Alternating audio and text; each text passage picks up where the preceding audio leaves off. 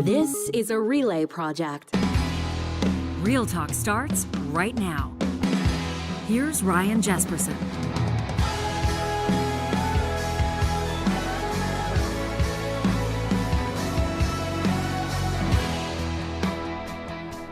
All right, we're going back to back on stories that are making national, even international news today. In just a second, a prominent Canadian lawyer debanked by RBC, and she's been posting about it on her social media. Eva Chipiuk will join us in studio to talk about her involvement with some organizers of the Freedom Convoy, or was it something else that prompted RBC to tell her to take her business elsewhere with a deadline? Obviously, this is something that will raise eyebrows across the country, regardless of where you land politically or how you felt about that Freedom Convoy. The idea of being debanked by a financial institution, dumped by a financial institution, has to concern folks for a number of different reasons. What is the bigger picture? We'll be looking to our Real Talk live chat for insights on this one. And of course, we welcome your feedback to talk@ryanjespersen.com. After we check in with Eva, a debate here on the show, a casual one with Alberta's Education Minister, Dimitrios Nicolaides, and Laura Winton. She's past president of the Library Association of Alberta. Starting October 1st, Alberta's new policies, the new rules around school library books will come into effect. Many educators, librarians are pushing back on this. Some parental rights groups celebrating the move being made by Alberta's government. Don Braid, you may have seen his piece in Post-Media Papers a short time ago describing the ban on sex in library books increasingly absurd. We'll ask the education minister what he makes of that. Eva Chipiuk is a Canadian lawyer who first landed in the international spotlight during the Freedom Convoy protests in Ottawa just over 3 years ago. She served as legal counsel to some of those convoy organizers, including controversial figure Tamara Lich, who, by the way, will be sentenced following a conviction. That coming up on October 7th. I'm sure we'll get into it. Chipiuk also played a high-profile role at the Public Order Emergency Commission. She was one of the lawyers cross-examining witnesses during the inquiry into the Trudeau government's use of the Emergencies Act. She cross-examined the former prime minister himself. Like Eva or not, agree with her politics or not, there's no denying that she's been a key figure in one of the most polarizing chapters in recent Canadian history. And now, she's been debanked. According to her, RBC shut down her personal and business accounts without warning or explanation. She posted a video saying that she received notice from the bank that her accounts would be closed with no further details, no fraud allegations, no flagged transactions. She says no due process, calling it financial deplatforming. And of course, she's not alone on this. Other individuals loosely or directly associated with the convoy have reported similar experiences over the past couple of years. So for background here, what are the rules in Canada when it comes to being debanked, as they call it?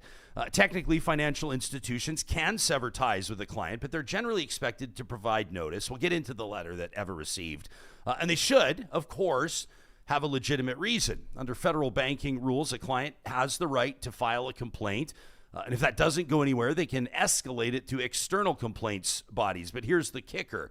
Banks actually don't have to tell you why they're cutting you off. And national security laws can be cited to justify keeping that information secret. Now, critics, of course, argue that opens the door to abuse. Others say that it's a necessary tool to fight crime, fraud, even extremism. So, was our lead-off guest today debanked because of political affiliations, because of clients she's represented? Was it a compliance issue, or was it something else? We're about to find out in her own words in our feature interview presented by Mercedes-Benz Edmonton West. Happy to welcome Eva Chipiuk to the show. Welcome back. It's been about a year since you were last here. Yeah, well, thanks for having me again. Yeah, you released this letter. You posted on your social media. This received on the 17th of July. Personal and confidential, it says, until you tweeted it to your 110,000 followers. But it basically says that after careful consideration, RBC regretfully advises you that recent activity in your accounts is outside of their client risk appetite, and consequently, they're no longer in a position to continue their banking relationship with you. They gave you till August 18th to find another bank. What was your first thought when you received the letter? Obviously shocking and in disbelief. You get a letter like that and it doesn't give you any chance to talk to somebody or anything like that. And your life is tied to your bank. Your payments come out of there. Your ability to live by sustenance is all tied to that. And so it's shocking when you're like all of a sudden just told, okay, thank you, but no thank you. Why do you think they chose now? Well, it says recent activity, and I explained what the most recent activity was. It was a couple transactions that were to a crypto platform, and I'm not that familiar with any of this stuff too. I just do a little bit of it. So I had made some transactions which froze my account. I had to go into the bank and get that sorted, which was a lot more invasive and uncomfortable and demeaning, even in my opinion, than I had expected, that they would treat somebody like that after I confirmed that those transactions were mine. So it can't be crypto. That can't be it. Like there are how many hundreds of thousands, if not millions of Canadians that are buying or selling crypto that have Bitcoin or some other coin as part of their financial holdings. I just can't honestly see that being the reason. You can't honestly believe that either. Well, that's all I have. All I have is it says recent transactions. I have the letter and that's what I have. And so what is really concerning is the amount of people that have been publicly stating or messaging me privately saying that the same thing happened to them without notice, without information, without due process. All of a sudden, same exact letter coming to them for different reasons as well. A sale of something, been banking with the bank for decades, they say. I think in other interviews or somewhere I did say that my account had been frozen a number of times and I had to go back and get it reopened, and it was always for different reasons. So again, I can't speak for the bank. You're talking since you started representing Dimitrios and other convoy organizers, since your involvement in that since 2022? It could be, but I can't even say. I can't remember. Like, I know that there was one time, it would have been 6 months ago. So certainly, yes, a few of the times would have been post that representation. Okay, so they'd freeze your accounts in past for how long? Until I notice. That's the other thing that's frustrating is if they're going to freeze my account for suspicious transactions. And I appreciate that because, there's a lot of questionable things going on. So if you're going to take that preventative measure to freeze an account, notify the client. That would be the first thing I would, expect. You have my email, you have my phone number, but it would only be when I went and tried to do something online, make a payment or something like that, that I noticed my bank account was frozen. And then I'd have to call in or go into the branch and get it resolved. Were your accounts, your business or personal accounts, used in any way to fund or support the Freedom Convoy or associated organizations? No, and the only thing that is the Freedom Convoy was that Give, Send, Go or GoFundMe, so that would be it. Obviously, my representation was representing them, but not, or going to them, but not my funds. Yeah, when you posted the letter publicly, you said, well, I wasn't expecting this, RBC. You said, welcome to Canada, where tyranny has great customer service. Right. It's gleaned hundreds of comments, obviously, and people sharing their stories. It was an estimated, I think, about 200 Canadians that had their bank accounts frozen when the Emergencies Act was invoked. And at that time, obviously, I don't know if you were heavily involved, but you were certainly involved in defending or advocating for those people. To me, it just makes common sense that this is a direct line from that. That maybe following the sentencing of organizers Chris Barber and Dimitrios, that the bank looks at Eva Chipiuk and goes, we don't necessarily want to be associated with this. It's not worth our time. We don't want the headache. That seems to me to be the most obvious solution. I've seen other people suggesting that maybe you're receiving deposits from what they may deem to be risky sources, whether it's an extremist account or some right-wing organization or whatever the case may be. You're laughing. I'm laughing because to me it's so silly. I'm a lawyer, and there's legal stand. I wouldn't be a lawyer if I do engage in criminal activity. So that's just silly to me that anybody's even suggesting that. And I who? What even organizations are we talking about? Well, I mean, I guess there could be lots. I don't know. I don't know either. Okay, so Toronto media personality, you've been mixing it up with Dean Blundell. No, I haven't. Who posted? I mean, you've threatened to sue him on Twitter. But let me read for our audience what he said to you, and I'll get you to respond. He says, pardon me, I'll just read his tweet. I'm not threatening to sue. He's inviting me to sue. Yeah, he is. Brain dead. He says, brain dead former trucker convoy lawyer Eva Chipiuk, ladies and gentlemen. He says, banks will only debank you for 2 reasons. He says, number 1, the CRA told them to for tax evasion reasons. Or number 2, questionable deposits from questionable foreign entities. Dean says Eva's trying to start a riot of Maple MAGA disgust when she knows why she was debanked. He says religious hillbillies make bad lawyers. Well, I have no comment. It's just silly. It's nonsense. What am I supposed to say about that? This is the level of discourse in Canada. Seriously? This is a media personality, and we're what is going on in Canada to me? Polarizing, divisive hatred. Are we really that childish that we can't have actual conversations with one another? What happened to the Canada that I grew up in? I'm not responding to that comment because it's nonsense. And he invited me to sue him. He said, my lawyers and I are waiting for you. Okay. So are you considering suing him? I've asked for his lawyer's contact. That's where I'm at. Okay. Critics will argue that many in the convoy movement, or quite frankly in any movement, seek martyrdom. They'll seek persecution to amplify their message. Are you positioning yourself in a way here to fuel that narrative? Again, laughing because it's so ridiculous. I represent people that have been harmed by the government. I used to represent, as I talked to you about, landowners in Alberta against big oil and gas companies or the government taking away their land. And I used to be called a tree hugger. Now I'm representing people, again, being challenged by the system, being put down by the government, being disparaged by their own elected officials. And I'm standing up for them. That's about all I've ever done. I am not interested in being a martyr. I once upon a time owned a yoga studio and a healthy food cafe in Edmonton. I was very happy doing that. So did COVID shut down that yoga studio? It did. The coffee shop? How formative was that in your opinion or your conviction around lockdowns, government involvement in citizens' lives, the whole 9 yards? Well, I saw what the government was doing was ruining people's lives, their livelihoods, and it was causing division between families, friends, and neighbors.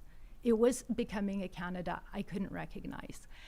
I personally was affected, obviously. I wasn't practicing at a lawyer at the time. I was sitting on my couch because the world was shut down. I couldn't operate my business.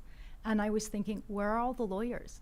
Where are the lawyers standing up to this? Where are the lawyers challenging the government mandates and challenging this narrative and saying that your personal autonomy doesn't matter, informed consent doesn't matter, closing your business is for the greater good? I didn't ask for any of this, but nobody was standing up.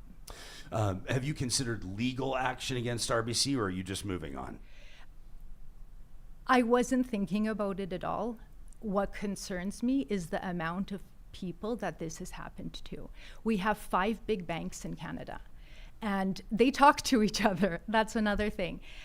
There's not a lot of competition. So if a number of people are getting debanked, what are their options? I was lucky enough to be able to immediately open an account with Bow Valley Credit Union here in Alberta. But lots of people aren't that lucky. And I've talked to so many people that this happened to them before, and they didn't have those options a few years ago. That Bow Valley Credit Union, that's a credit union that's unafraid to get involved, get in the mix politically and otherwise. It's a bit of a unique institution, in particular based on its leadership, as I understand it. Well, yeah, and that's how it should be. Did they reach out to you? I've met individuals from the bank, so no, they didn't reach out to me. I was very aware of them. Actually was at this Bitcoin conference that inspired the whole Bitcoin transaction, and Bow Valley was presenting there, and so then anyway, it was just a natural decision to go there the next day. So you're a lawyer, right? Like, you obviously know the law. Do you think that banks should be forced to do business that with clients that they consider to be high risk, reputationally or otherwise? So like I was saying, there's only 5 big banks, and they are kind of an extension of government. And why I'm going to say that too is they're heavily regulated. You can't just go and open a bank in Canada. You can open a cafe. So it's not just a regular business. Let's not pretend like it is. So there is an onus and an obligation on them. If they're going to act in this kind of manner, you have to do it transparently. You have to do it so people understand, because this isn't just a cafe. This isn't just getting your morning coffee. This is about affecting your ability to pay for your shelter and buy things to sustain you. So there's a higher obligation there, 100%. How would you characterize public opinion? We all have our circles, right? I don't prefer the word bubbles, but everybody's got. If I put a poll out to my Twitter followers and you put one out to yours, we would probably get dramatically different results, or at least potentially. What sort of public response have you encountered, both sympathetic and otherwise? Yeah, definitely that bubble. And that's something that I really hope that Canadians can start to burst that bubble, because I think that it's just gone, it's silly at this point. It's childish that we can't have conversations amongst each other. The wild thing is, I'm in Edmonton, Alberta, and I walk the streets and nobody's yelling at me like they do on the internet. The internet isn't real. Social media isn't real. I think we have to come back to talking to each other, bursting those bubbles, because in the end, I think we all want to feel safe, healthy, strong. Like, we don't have to live in this division and anger and fear all the time. Let's go back to what Canada was 20 years ago, 10 years ago. I agree with you that social media is not real, or is often not real. But it's also turned you into somewhat of a celebrity. You've got more than 100,000 followers. Everything you release, content-wise, is gobbled up, as far as I can see. What do you make of all that? What do you make of that personal journey of yours? Yeah, really interesting. I, again, didn't ask for any of this. I didn't even use Twitter or X a few years ago. What I find, though, is I really try to post and I put things around educating Canadians. So I'm trying to educate Canadians on the law, on the political system, so we could have more informed and mature conversations around these things. I'm not interested in having fights with people, but that certainly gains social media following. And if I can be an example of having respectful conversations online, I'm happy to show that we don't just have to call people hillbillies in order to get views. We can do better than that. You described this as financial deplatforming. Yeah, I didn't say that. You didn't say that. Oh, I've seen it widely attributed to you. Oh, that's okay. It sounds great. Yeah, well, I mean, I guess. Well, I was curious to pick. Okay, well, then my question evaporates, because if you didn't say it, you didn't say it. But I was just curious to know, what that might mean, or how it might manifest itself. You referenced moving over to Bow Valley Credit Union and having no issues. Had you investigated or looked into other options, or was that the immediate next step? Oh yeah, it was the immediate. So it was no problem. They took your accounts, happy to take your money, happy to take your business, kind of idea. What's your message to your fellow Canadians after going through this experience? It sounds to me like it may have been, I don't know the nuance, but a minor inconvenience. But I think bigger picture, when people read letters like the one you released about being booted by your bank, they'll start to wonder how their accounts are being scrutinized, whether or not they may be at risk for something like this. What's your message? Well, what I notice in Canada is we're not standing up for ourselves. We've really become a country that has allowed bigger institutions and the government to, I almost feel, take advantage of us. While we're paying more and more in services and fees, we don't ask for better services and programs.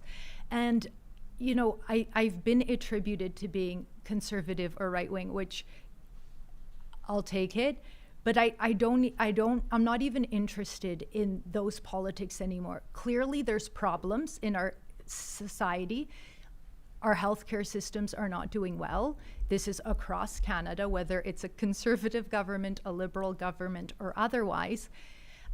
Things like issuing passports in Canada has turned into a debacle.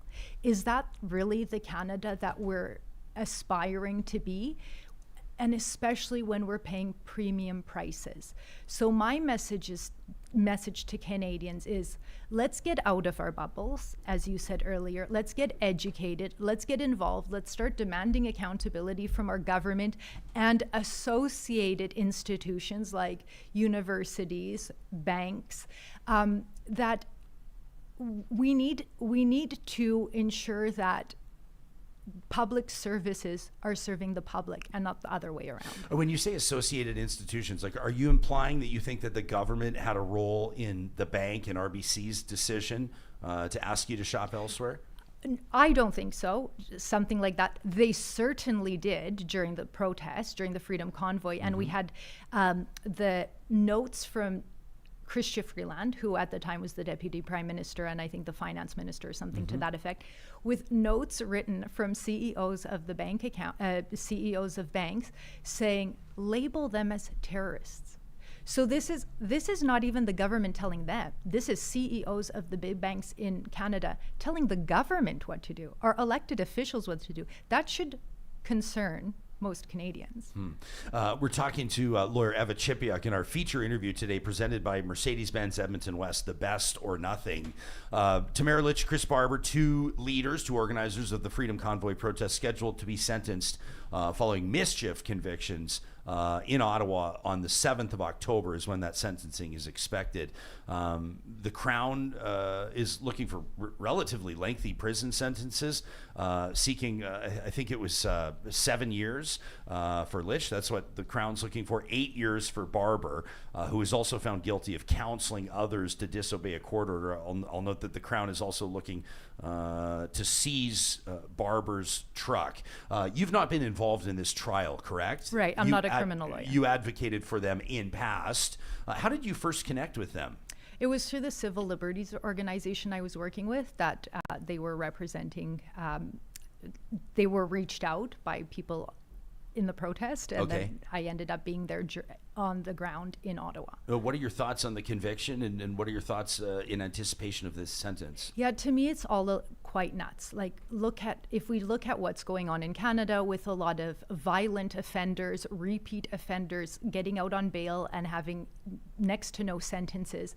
And here we have two individuals, again, you could love or hate them, and you could agree or not agree with the protest, but they were there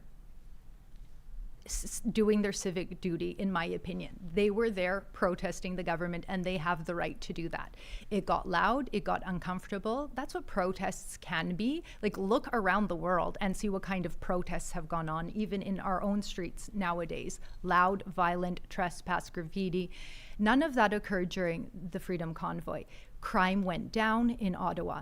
It was pure mismanagement, and I'm not happy to say incompetence on the level of governments who ought to have reached out to the hundreds of thousands of people that came. Also, the police mismanaged it. Tamara and Chris particularly were talking to the police every day. How do you charge and convict somebody who's talking to the police every day? How do you put somebody in jail for 7 or 8 years for coordinating with the police every day? What kind of message is that sending?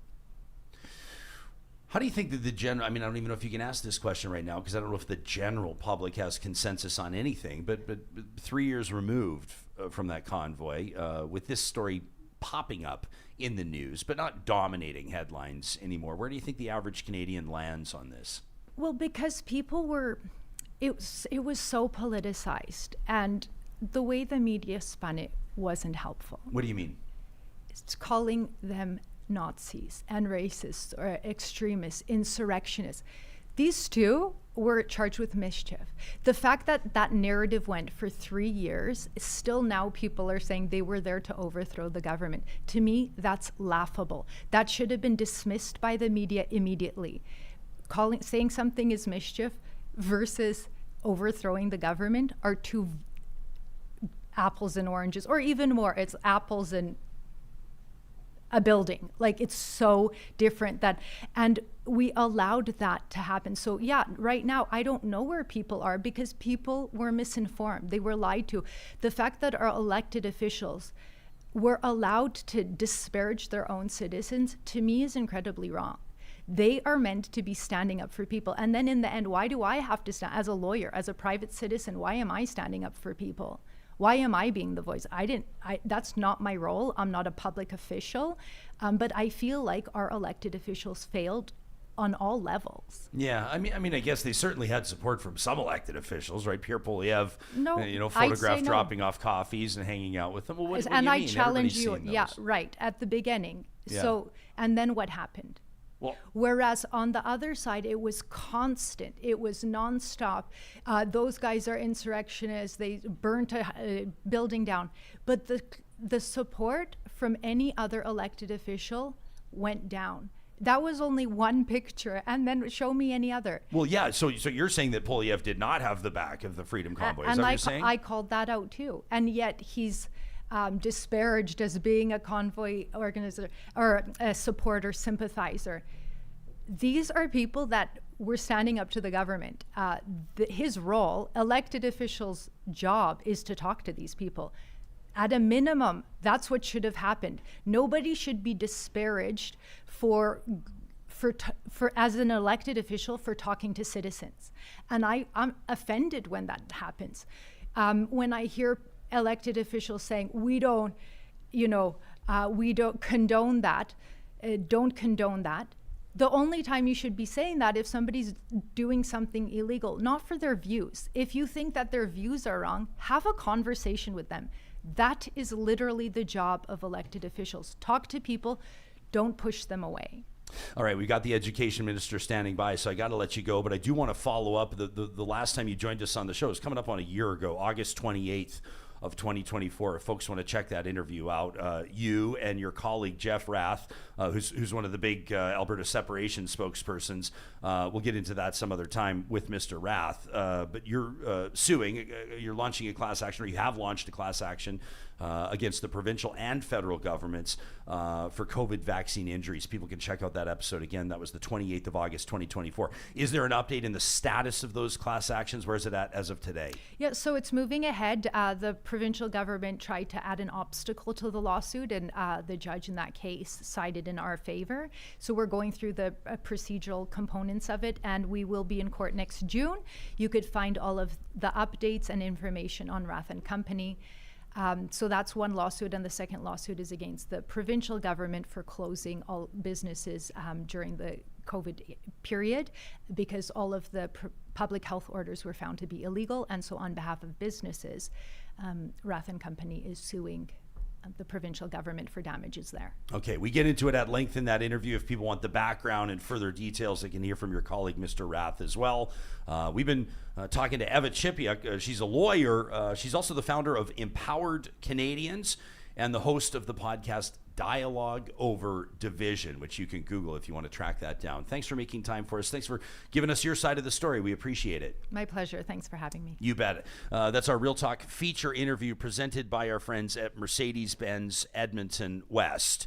In just a moment, Alberta's controversial new school library book policy. First, I want to remind you these conversations happen with the support of incredible partners like our friends at North Road Investment Council. You know, this time of year, summer, is when a lot of successful Canadians are going to be taking a look at their assets. They're going to be reviewing the status of, their family's financial security, including their career and retirement goals. At North Road Investment Council, they're working with Canadians who have done just that. They've built successful careers, and now they want to ensure that their wealth is being organized to deliver a successful retirement. Who wouldn't want that? The typical North Road Investment Council client has about $2 million in investable assets, often coming from analytical or detail-driven professions like engineering, architecture, dentistry. If that sounds like you, the team at North Road is interested and open to a conversation. You can check out their website, northroadic.com, and start a conversation today built on clarity, discipline, and true alignment. Our friends at the Edmonton Chamber of Commerce preparing for this big municipal election coming up October 20th of this year, as Edmontonians and other Albertans will head to the polls to determine the next city council, including a new mayor. The Edmonton Chamber is developing their municipal action plan to reflect the needs of Edmonton's business community. This plan is going to help shape the priorities of municipal candidates and ensure that they're aware of what businesses in Edmonton need to see from that next council. If you've got something in mind, you can share what matters to your business by sending them an email, policy@edmontonchamber.com, and look out for a chance to get tickets to the Chamber's candidate mixer and debate. That's coming up later this summer as they work to demystify the municipal election and advocate for the changes that businesses need to drive prosperity in Alberta's capital city. You can check out edmontonchamber.com for more on that. Hey, are you thinking of tapping in to the power of the sun? The money-saving power of the sun. If you're thinking about going solar, it's never been more doable. Between the Canada Greener Homes Loan and programs like that Clean Energy Improvement Program, you don't have to shell out the full cost up front to get started. You can turn your roof, or any extra space for that matter, into something that actually saves you money long-term. And the team at Solar by Kubi is there to walk you through every step of the way. You can cut your energy bills and make a move toward a cleaner, brighter future today. You can check them out online at kubi.ca/solar. That's KUBY.ca/solar, or give them a call, 780-340-5829, to get your free quote today. And we're always taking a look at our Real Talk live chat. Of course, we want the live opinions, the takes, the up-to-the-minute conviction of those of you that are watching or streaming this show. That is, of course, powered by Park Power.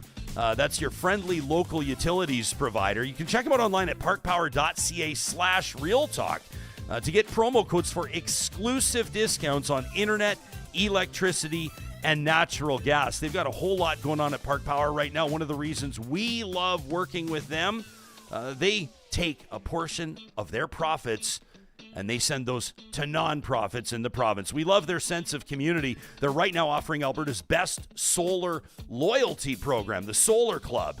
It helps you earn more money for the power you produce while helping Alberta's transition to a greener future. You can find more details on the Solar Club and view their plans today by visiting parkpower.ca. Well, you've no doubt been paying attention, and most particularly, if you're a regular on this show, which we sure appreciate, to a new policy that's been implemented by Alberta's UCP government. It will take effect this fall, October 1st, as Alberta's Education Minister Dimitrios Nicolaides has mandated province-wide standards that any book with explicit sexual content, clear depictions of penetration, masturbation, genital contact is basically out of bounds in all K-9 libraries and off limits in some circumstances for grades 10 to 12 unless the material is deemed to be developmentally appropriate. Meantime, non-explicit content like puberty, kissing, hand-holding, stuff like that is allowed for older students. The move is being decried by some education professionals, including teachers and librarians. Parental rights groups that called for the move in the first place are celebrating it. So we thought we'd have a healthy back and forth on what this means for the province and potentially beyond. Happy to welcome back to the program, joining me in studio in the historic Mercer Warehouse in downtown Edmonton, Laura Winton, past president of the Library Association of Alberta, and joining us remotely, Alberta's Education Minister, Dimitrios Nicolaides. Thanks to both of you for being here. We appreciate your availability. Minister, take us into the most significant changes commencing October 1st. What will be most different in school libraries? How significant are you expecting this policy to actually be on the ground? Yeah, no, thank you. And happy to be back. I appreciate the opportunity. I don't anticipate there to be very significant changes. I think in the vast majority of circumstances, books that have really graphic depictions of sexual activity don't find their way into school libraries. I think that's a generally understood principle that we have in society that we strive to achieve, that we don't show those kinds of images to young minor children. There's, of course, a few examples in situations where that has been the case, unfortunately, but I don't expect the policy to uh, result in tens of thousands of books being examined and questioned and explored further. I think that there's some circumstances where this has been the case, but I think providing clear rules will help our teachers and librarians have the background that they need to be able to make a clear determination one way or the other about whether a book is permittable or not. Because previously we didn't have any kind of standards in place, we didn't have any kinds of rules or guidelines. So I know that this will just provide some more clarity for teachers and librarians.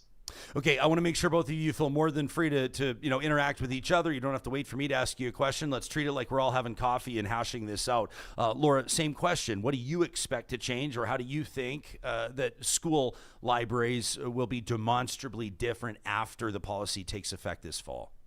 Well, I mean, I think the biggest change here is that, the minister is saying that there are no standards in place for what material ends up on school shelves. And that's just not true. There are policies and standards in place, and those are developed by trained educators and librarians. And so the change that we're seeing here is that no longer are trained educators and librarians making those decisions, informed by all of their training and education and expertise in this area. Instead, the government is introducing censorship policies on what can and cannot go in school libraries. Minister, you want to respond to that? Yeah, well, when I say there are no standards in place, I mean that there are no provincially mandated standards. We have voluntary guidelines that provide direction to school boards, but school boards have the complete autonomy and discretion to develop their own policies. But there are no province-wide standards. There are no province-wide boundaries as to what's off limits and what's not. So this is the first time that the provincial government is providing any kind of very clear mandatory guidelines for our school divisions to follow. They do, of course, have their own policies in place, and they differ substantially from school division to school division. And that's why I think in some cases we see some of this material that's completely inappropriate. I don't think anyone would argue that it is appropriate, but I think that we look at this material that's completely inappropriate for minor children finding its way into school libraries. So we just want to make sure that that doesn't happen. Do you think, Laura, that there's a place for provincial standards for school library books? If not, how would you argue against it? I mean, what I would say is that, the Education Act is there, and it lays out guidelines. And part of what the government needs to be doing is, not developing standards on what education looks like and what school library books look like, but trusting the trained professionals that are in those libraries to make those calls and make those decisions. And the minister's own survey that he did with the public shows that the vast majority of Albertans agree that these decisions should rest with educators and librarians, school boards, and school administrators. Minister, I'm not sure if you saw or not this column from Don Braid. I picked it up in the paper copy of the Calgary Herald. This is back on July 18th. He describes the province's ban on sex in school library books as increasingly absurd. He points out religious exemptions, for example, the book of Ezekiel in the Bible, which I know that faith followers will be very well familiar with. He talks about how the early government response he deemed as a political commentator to be reasonable, and says, but then it kept expanding. He says the UCP will allow no kid to see a human body from the neck down. He says the law, the provincial school library ban, is over restrictive to the point of absurdity, and he asks when the UCP became such spectacular prudes. He suggests only when the base got angry. I've been looking forward to getting your response to that. Well, I think he's completely wrong. I'm not sure exactly what he's referring to, but I know that there were a number of media stories after the policy was developed and released that were factually incorrect. And many of the major news outlets were forced to make a retraction, delete comments, posts Twitter posts, Facebook posts, and other information that they had posted online because it was all inaccurate. So I'm not sure if Don Braid is referencing many of that inaccurate reporting, but the policy is very, very clear. It's not broad. It's not all encompassing. It's very simple and very clear. And it says, don't show graphic sexual material to minor children. I'm not sure why there's any controversy around it, to be perfectly honest with you. I mean, I would say that I disagree. I don't think that the order is particularly clear. I think that one of the definitions in it is specifically about non-sexual content, which is defined as content that is non-sexual, which is quite circular, and there's not more information provided on that. So I mean, I think the fact that there was so much confusion in the media, that demonstrates that this really isn't clear cut in the way that the minister is laying it out to be. So yeah, I think we will potentially have some huge restrictions here. And I was disappointed in discussing with the minister earlier to hear that there are no plans from the Ministry of Education to track the number of items, the titles, what will the impact of this order be, and what is actually going to be removed from school libraries. Minister, you want to hit that one up? Yeah, of course, the feedback that we heard in our conversations with our school divisions, of course, they wanted to make sure that they had the autonomy and flexibility to operationalize the policies, and I think that's the best approach. Government has the responsibility to set standards as it relates to the provision of education. That's the primarily reason why we have the Ministry of Education, to set the standards, to set the goals, to set the objectives and the outcomes.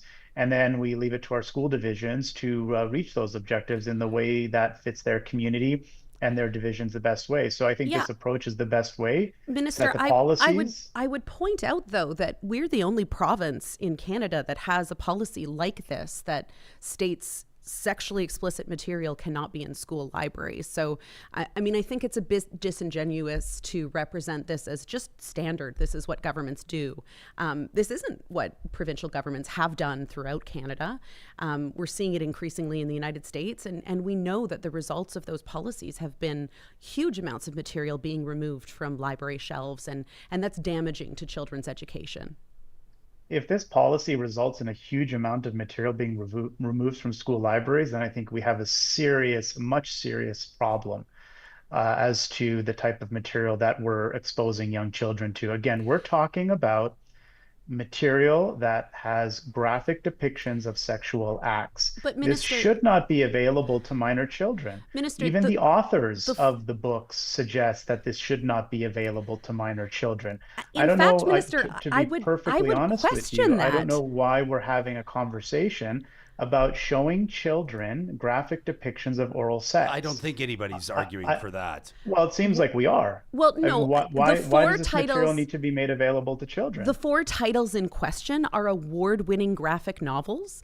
Maya Kababe, who is the author of Genderqueer, has specifically said in response to challenges to her book that this material is being depicted as though it was written and is available for children in K-6. That is a tactic that's being used to remove that book from libraries, but that in fact the book is appropriate for teens, and that is specifically what she says about it.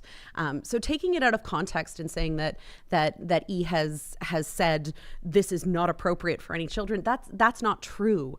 And her response is specifically about challenging bans on that title. Well, those are her own words. So anybody listening can look up the author of Genderqueer.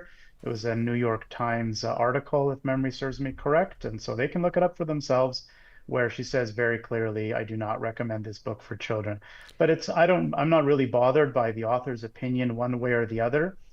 Minor children should not be exposed to material that has graphic depictions of sexual acts. We're talking about oral sex. We're talking about depictions of molestation, about self-harm. This does not serve any kind of academic or growth purpose. I'm not sure what value, and I'm curious. I'd love to hear from someone who can really articulate the value that it would provide to a young minor child. It doesn't, and it shouldn't be available to children. We don't permit that we don't allow children to walk into other stores and purchase that kind of material. We don't allow them to purchase alcohol. We don't allow them to purchase cigarettes. We have warnings on movies, given the nature of sexual activity that's displayed in a movie and the nature of violence. So I'm not sure really why this is every different at all. Minister, the 4 titles that we're talking about here are award-winning graphic novels. They've been reviewed by prestigious publications like School Library Journal, specifically saying that they are appropriate and have value for teen audiences. I know, I've spoken to you about this before, and we don't have any evidence that these were found in K-6 schools. I would completely agree that they're not appropriate in a picture book collection in an elementary library. We have complete evidence that they were available in K-6 schools. We wouldn't be developing this policy if they weren't, and if we had no confirmation that they were available. We have found several instances where these books were available in elementary, or were available in schools where elementary age children had the opportunity to review them or even check them out. There's no reason we would be developing this policy if that wasn't the case. I hope you're not suggesting that we're developing a policy just based on complete speculation. Well, Minister, I've spoken to you before about this, and I did ask that question: were these 4 titles found in K-6 schools? And you said that you didn't have that information and you couldn't confirm that that was true. And I would certainly agree. I believe that these were absolutely found in K-12 libraries because they are appropriate for a teen audience, and that's where we would classify them as librarians. Libraries don't have gates between the different areas. So yes, it's true. My daughter goes to a K-12 school, and in that teen graphic novel collection, I would expect to find some of these titles, but her teacher's not taking her to that area. Those are not materials that are intended for elementary school students. And if they're not intended for elementary school students, then why should we have them on the shelves? Because they are appropriate. This is the fundamental they are question. Appropriate and for teen readers. But we're not talking about teen readers here. We're talking about elementary age children. And I can confirm 1,000%. And if you'd like, I'll email you the list of all of the schools where these books were found. I would really appreciate that. I'd be very happy to email that list to you, because we don't just make decisions based on complete speculation without concrete evidence. And we know exactly which schools these books were found in. We have confirmation that these books were on the shelves.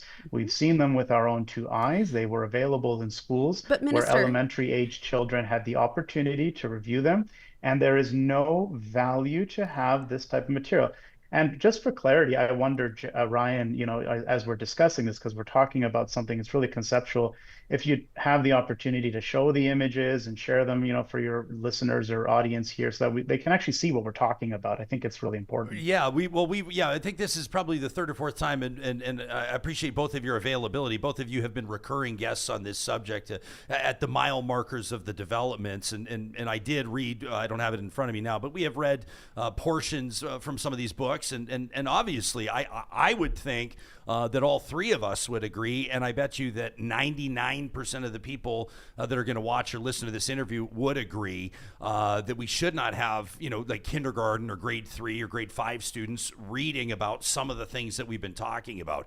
To be candid, and I don't mean to be glib, but talking about gang banging and cum shots and all kinds of stuff, self-harm, like the minister referenced. No person in their right mind would believe that a young child should have access to that. I think everybody agrees on that, and my goal is to have this issue framed in reputable fashion, so we're talking about the facts. I will say, in our most recent conversation, Minister, you did say on the record that you had no evidence that a child, an elementary age child, had been able to access those books or check those books out of a library, and I've not read anywhere in my diligence in preparing for this interview of any circumstances where that is the case. Sure. Well, just to be clear, we don't collect information about what books students are checking out. So we don't have that information. That is clear, and I do want to be clear about that. Right. But we do know for certain that many of these books that have very, very graphic depictions, and again, I'd ask you to show them for folks that are online or even read some of the passages, show the actual images if so that folks can get a good understanding. So it's not a question of, we don't monitor and track who's checking out what book. Of course, the government doesn't have that kind of ability, but we do know that these books were available on school shelves where elementary age children should be able to had the opportunity to access them. And as you've said, but Minister, we all agree that students shouldn't review this material. So I don't understand what the issue is. Minister, what I would say to that is, schools do have that information, and so this has been quite a fast process. So if you had concerns about elementary students checking out these specific titles, that's something you could have asked school boards about, and if this hadn't been so rapid, we might have had time to really investigate further whether this was a problem. And the other thing that I would say is, if these books were found on an elementary school shelves in a K-6 school only, there are processes in place for school boards to allow parents, concerned community members, really anybody, to request that material be reconsidered. I can certainly say, as a librarian myself, if I found genderqueer in a K-6 school, I would say, this has been an oversight. We will remove it from this library, but it is certainly appropriate in a high school library. And so I guess, my concern here is that we've jumped from some parents' rights organizations pulling books of most lists of most banned books in the United States and sending them to the government and saying we need to get rid of these, to rather than using the processes that are already in place and established by librarians and educators, we've implemented a government legislation policy that allows censorship in school libraries. We're the first province to do that. That's a major step, and it will limit the material that is available to our students. And this is at a time where, our education system needs resources, and it's concerning to see that the government is looking at taking those books off the shelf. Okay, I want to give the minister. So, I want to give the minister a chance for clarity, to respond to that. It's a concern of the Alberta Libraries Association that we're removing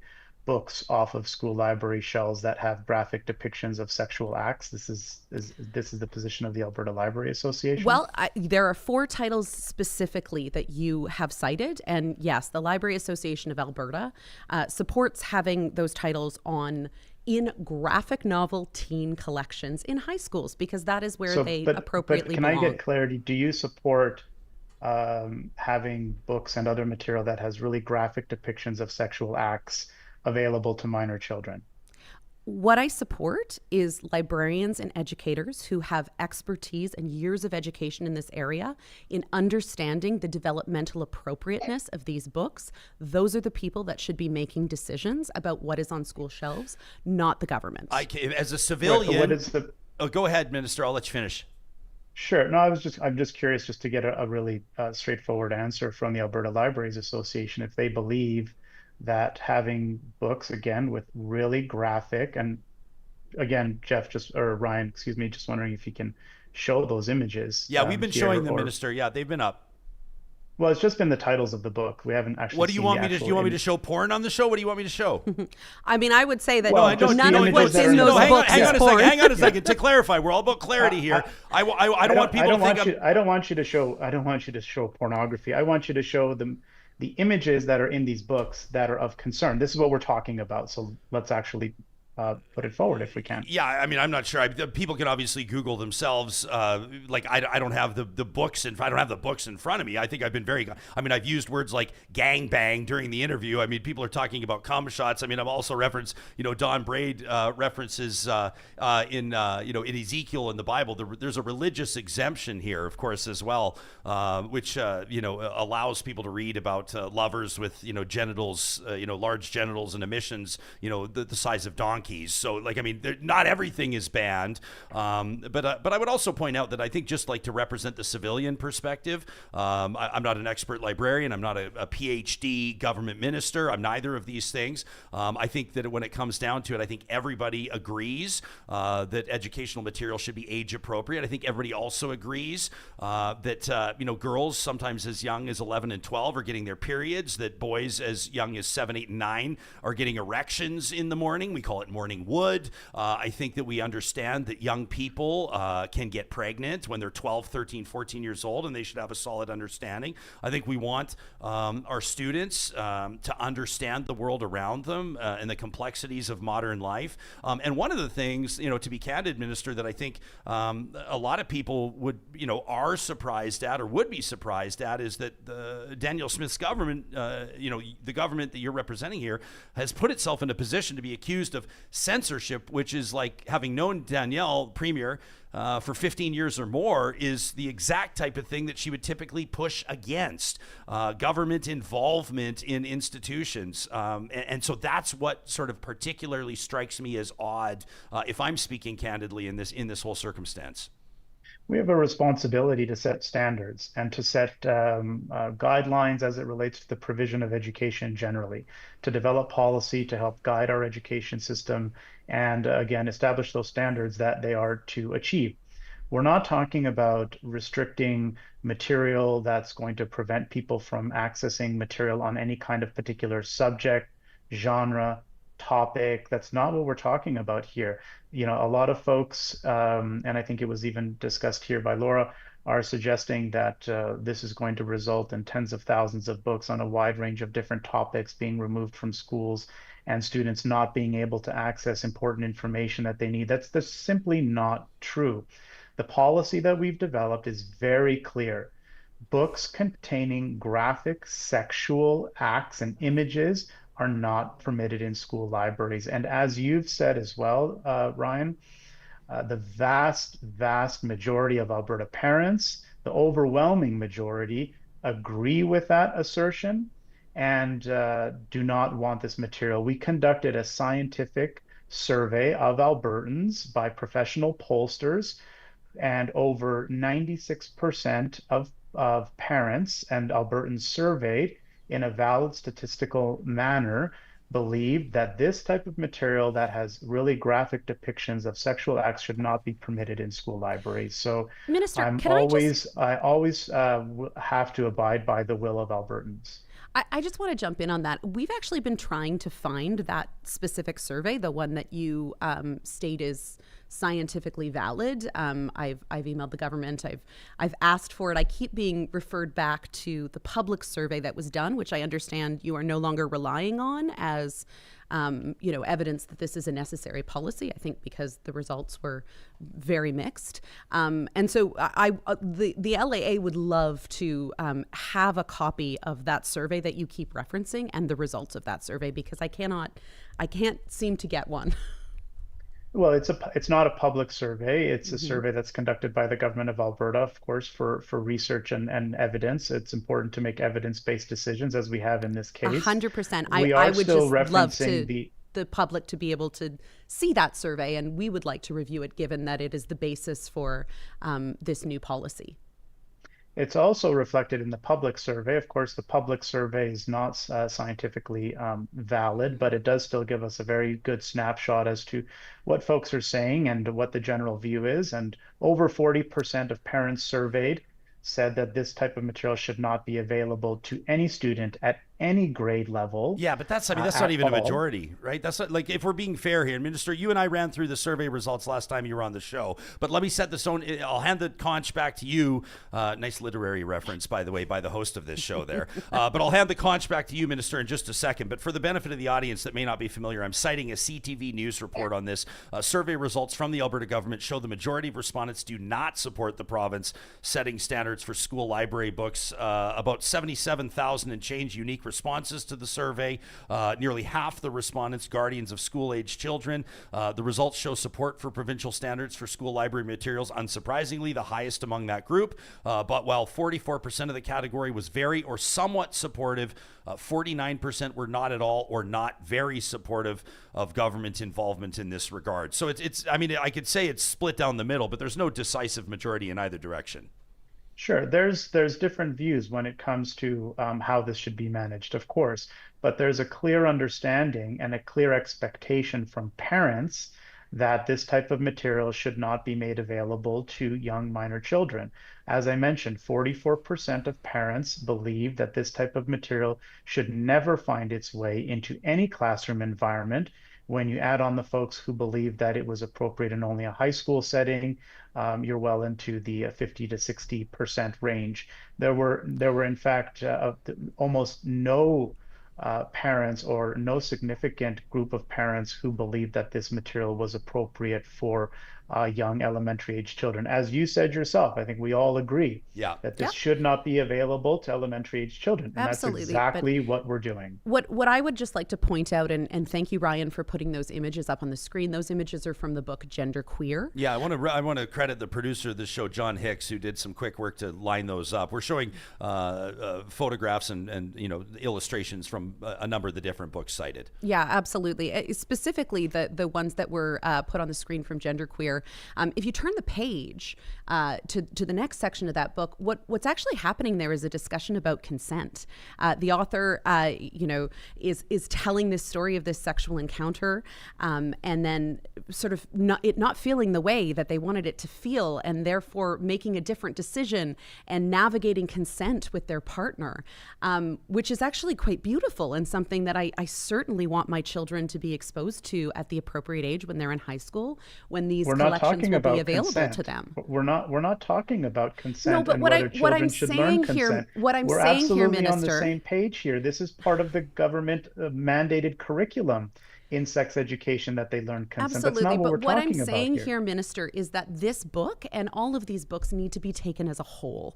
So pulling out a couple of images and a couple of pages does not give you the full breadth of what this book is about and why it would be appropriate for teenagers to be reading and reviewing. What we know is that teenagers are engaging in sexual activity and that it's fraught and complicated for them. And so having, award-winning, compassionate portrayals of how that is navigated for teenagers and how consent fits into it and how we figure out our own sexuality in those contexts is incredibly important. And being able to do that no one's denying that, and no one's suggesting through books in a library. That's how I want my children to be exposed to these sorts of things. No one's suggesting that change, and to suggest that is misinterpreting the ministerial order. But to suggest that is mischaracterizing government's intentions very clearly and deliberately. I want to hear from Minister. Quick, right back to you after that, Laura. Continue, please. You're very clearly and deliberately trying to mischaracterize government's objectives and talking about the importance of consent. Nobody has ever suggested that consent is not important. Nobody has ever suggested that consent should not be taught in schools or that students should not learn about it. What we're talking about is having material in our classrooms that has really graphic depictions of sexual activity. That's what we're talking about here. And of course, there should be material in our libraries that touches on the issue of consent about every type of topic, genre, and subject. You can do that in a range of different ways. You don't need to have a graphic depiction of oral sex or of molestation in order to convey that message. So what we're saying is you can convey those messages, communicate those ideas, and broach those important topics to young children so that they can learn about them, but do it in a way that's appropriate to the age of the reader. And I'm confident that librarians would support that position. We have to, and librarians, I would believe, would be the first to support the idea that information must be presented in an age-appropriate way to the reader. Yeah, I would just jump in on that and say that, Minister, these 4 books, I assume, are books that you expect will be removed. And all I was trying to do is say that, we've taken some images, a few images out of books that are 500 plus pages long, and we've let them stand in for the entire book. And that's not fair, because these depictions of sexual encounters are thoughtful and complex. They're grounded in, compassionate retellings of people's life stories. They provide a different way of thinking and talking about and seeing how consent is negotiated in that specific case. And so what I would say is by pulling those specific images and pages out, we're misrepresenting the texts themselves, and that is problematic because these are texts that can be hugely beneficial to teens who are going through these things, and they are regularly classified as teen graphic novels and kept in those collections. Okay, I want to make sure that we've kept Minister past the time that we've asked for, and I want to make sure I get future interviews with representatives here. So I know you've got a role, Minister, but I want to be fair and equitable and give each of you a chance to offer just a closing thought thought. Minister, you go ahead first to the audience, and we'll thank you for your time. Yeah, for sure. Again, our objective is to make sure that books containing graphic depictions of sexual acts and passages, you mentioned yourself. Well, thank you first and foremost for showing some of those images so that folks can have a clear understanding of what we're talking about. You mentioned some of the passages as well.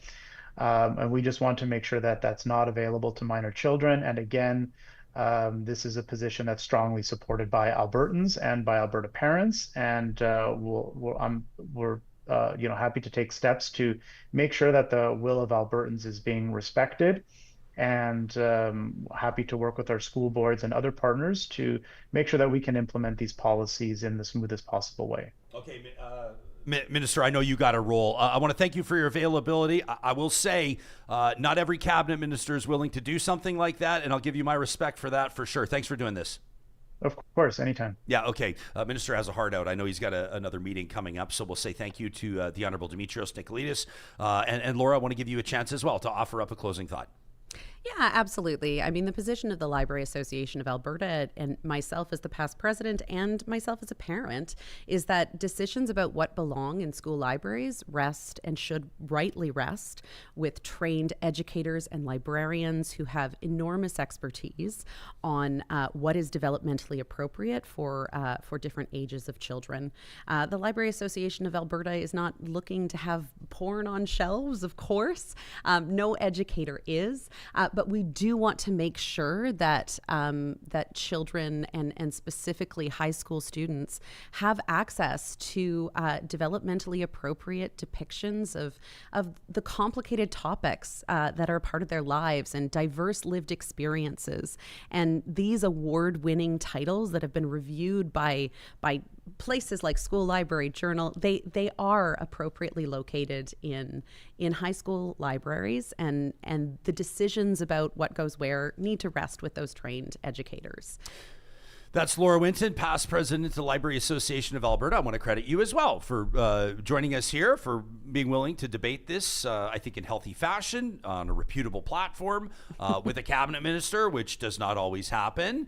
And I want to thank you for your advocacy in this regard, Laura. Thanks for joining us. Thanks so much for having us, and thanks to the minister for joining as well. Absolutely. I'm going to get into the Real Talk live chat. As you can imagine, there's a lot of hot takes on this. The intrepid technical producer of this show, John Hicks, and I'm sure we'll both offer up our own thoughts on this. But first, I have to remind you that incredible episodes like this one with back-to-back Jacks do not happen without the steadfast support of sponsors like our friends at California Closets, proudly Canadian-owned and operated, providing custom closets and storage solutions for the entire home. They are the best in the business, bar none. California Closets proudly manufacturing all of their installations right here in Alberta and sourcing those materials for their installations as close to home as possible. Whether you're looking to ramp up your main family's room, the entertainment center perhaps, or maybe you're looking for a custom closet or a wardrobe, we absolutely adore ours.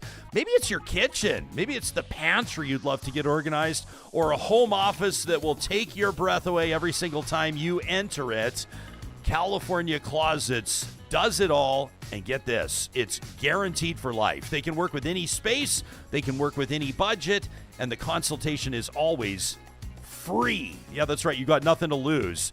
In putting your head together with one of their designers, let those creative juices flow. The next thing you know, you're looking at something that has not just increased your property value, but your enjoyment in your home. You can check out today, californiaclosets.ca. Our friends at Freedom Brothers celebrating 70 years in 2025, still family-owned and operated. This is where our family does our shopping. This is where our family pops in. Wyatt, celebrating his 10th birthday today, by the way. Happy birthday, buddy. You better not be listening to this episode. Wyatt loves the smash burger. I love the braised beef short rib. His little brother Noah loves the free soft ice cream. Every time we visit the Glenora or South Edmonton location, I probably don't have to tell you, Freedom Brothers in 16 different Alberta locations. You can check them out today online. That Family Essentials flyer at Freedom, that's FRESON.com. And a shout out to our friends at UCAN Youth Services. We're so proud to be partnering with this nonprofit charitable organization that is doing incredible work, helping young people out of harm's way, helping them find paths to education and employment. We're thrilled that our friends at UCAN have secured the keys to a brand new location that's going to allow them to double their service offerings. They're going to double the amount of lives that are changing as a result of their outreach workers and their expert advocacy. You can read more about their Relentless program. These are for young people 12 to 17 that find themselves in harm's way on a regular basis. And then the Verto projects, the Road to Work program. These are different. These are educational and then employment placement programs in partnership with corporations that are looking for skilled, motivated, entry-level workers. If that sounds like something that might benefit your business and the community around you, you can learn more about becoming an employment partner, like our friends at the Tim Hortons, locally owned in Edmonton, by checking out their website, ucan.ca.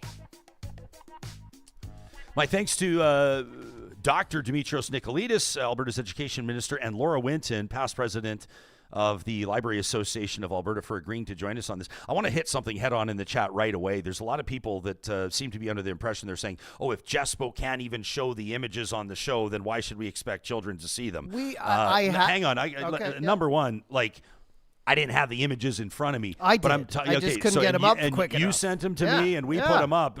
Number one, we're not, first of all, let me be very clear. We're not fucking afraid to show anything on this fucking show. So don't you be under any illusion. Second of all, nobody in their right mind believes that elementary school age children should be reading books about, people going down on each other and penetrating each other, regardless of who or where or with what they're penetrating. Nobody believes that. And I think that that's a red herring. And I think it's a disingenuous way to spin this. But I want to be very clear. We're not worried about showing any of this stuff. I saw some of you being like, oh, Jespo won't even show it on his show, but he thinks the kids should see it. That's ridiculous. And number two, it's ridiculous to suggest that anybody thinks that any young kids should see this. But I do believe, and a lot of you, I see comments in here, and I'll start attributing names, but I got a lot of catching up to do, right? I wasn't going to interrupt that. Those two going back and forth, that is excellent. And that's the exact type of thing that we're looking for. That's real talk. But now, Real Talkers, it's over to you and our live chat powered by Park Power. But I also want to be clear, some of you saying my kids don't need to read about somebody being anally penetrated. Number one, why does it matter to you if they're vaginally penetrated, anally penetrated in their mouth, or penetrated in their ear?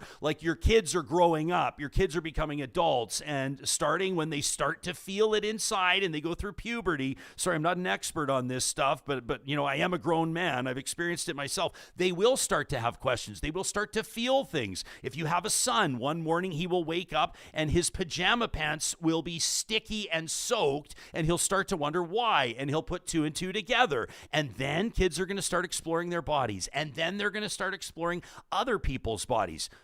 With consent, of course, right? We want to teach them that too, et cetera, et cetera, et cetera. I don't have to teach you how this all goes. And I've seen enough stories in my personal lives of young gay kids. Some of them knew they were gay when they were young. Some of them didn't realize till later. And for a lot of them, it's been a traumatic journey because they had to source information or figure things out or help make sense of the world around them, while at the same time having swimming against the stream, having forces act against them. I'm talking about friends, for example, in the evangelical tradition that grew up in the church, that grew up believing that there was something wrong with them. How about young people that got pregnant because they figured or they had heard that you can't get pregnant the first time you had sex? What about kids with, 17, 18, 19-year-olds with STIs, with STDs, because they didn't know or didn't recognize the value of contraception or wearing condoms?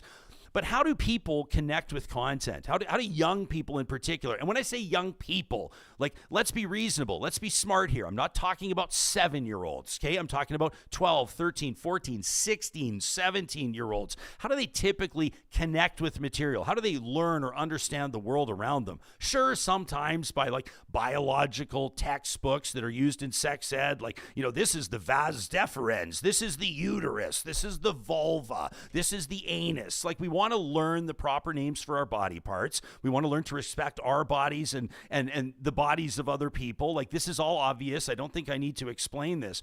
But to suggest that we think that kids are only or should only learn from textbooks as opposed to material like pop culture material, entertainment material, the internet, social media sites, TikTok, Instagram, Snapchat, and the like. We want our kids to understand more about integrity on social media. We want our kids to understand why they shouldn't be sending unsolicited dick pics, or why they should be very careful if they ever decide to send a digital image of themselves nude to somebody else. My advice to you kids, if there's any teenagers listening, never send digital nudes of yourself to anybody for any reason. If you love them like crazy and you believe they love you too, it could and potentially will backfire in your face. How do kids oftentimes learn about this? They see it happening in a movie. Like we think of, I don't know why I'm thinking American Pie right now, but that's like an example of a movie that connected with young people, that connected with adults. I'm obviously aging myself by referencing that,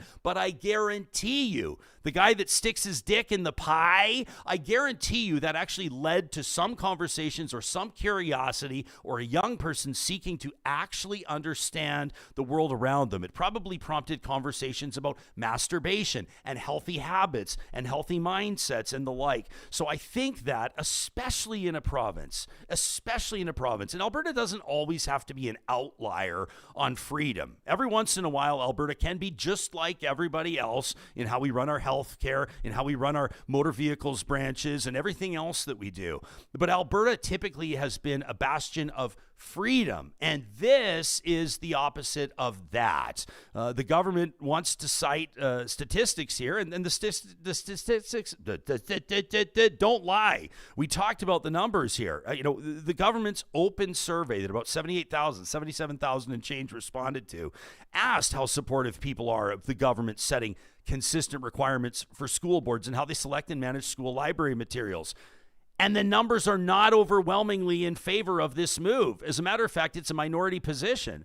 And I would suggest that if the government was not feeling pressure from its base and from some of these more right-wing, conservative, parental rights groups, including faith-based groups, they would be presenting the numbers in completely different fashion. They would say there is no decisive majority here and there is no clear mandate for us to do anything. Yet they are doing something. And Alberta is the only province that's doing something like that, which is why I think it's so controversial.